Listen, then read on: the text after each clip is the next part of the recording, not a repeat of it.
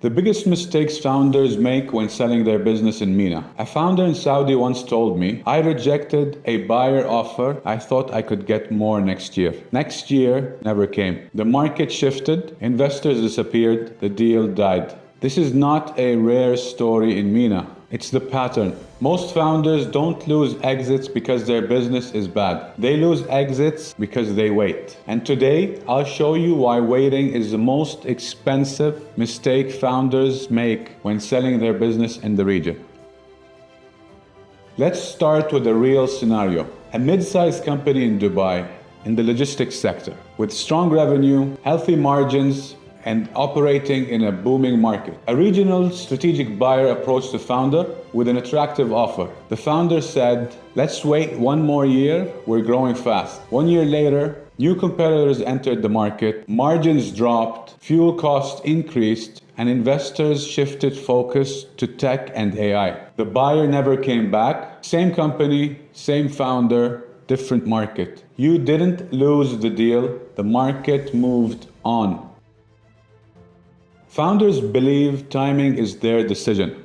Investors know timing is not emotional. It's cyclical. For example, in Saudi Arabia, in 21-22, PE funds were aggressively buying healthcare, logistics, and fintech companies. If your business was ready then, you had leverage. If it wasn't, you were invisible to them.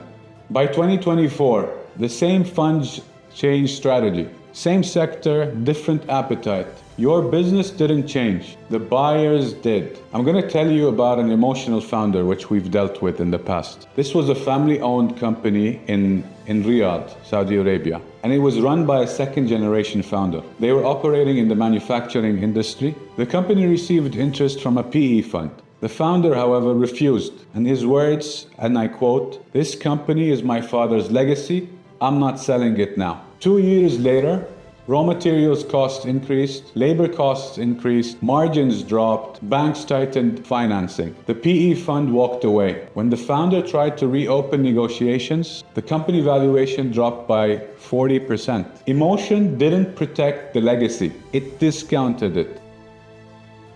You need to understand how investors see timing.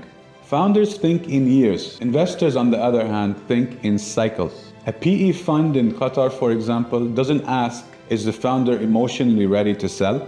They ask, is the sector aligned with our capital deployment cycle? If the answer is no, they don't negotiate, they disappear. Investors don't reject businesses, they reject timing. Now I'm going to talk to you about the silent exit.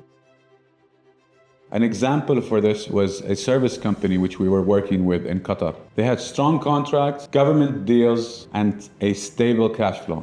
The founder believed they were too stable to fail. One major contract was not renewed, revenue concentration became a real serious red flag, and buyers re-evaluated risk. The deal collapsed quietly.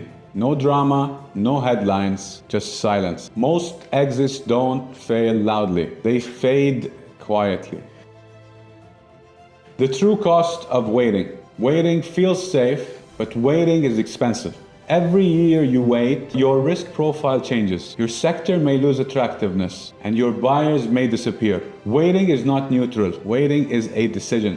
So ask yourself honestly, if a serious buyer called you tomorrow, would your business survive diligence? Or would you say, give me 1 more year?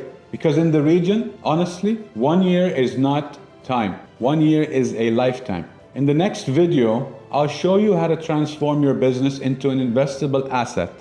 Not emotionally, but structurally. Because in exits, the market don't reward hope. They reward readiness. And readiness is never accidental. If you want to avoid becoming the next founder who waited too long, subscribe to this channel. Because timing is not luck, it's strategy.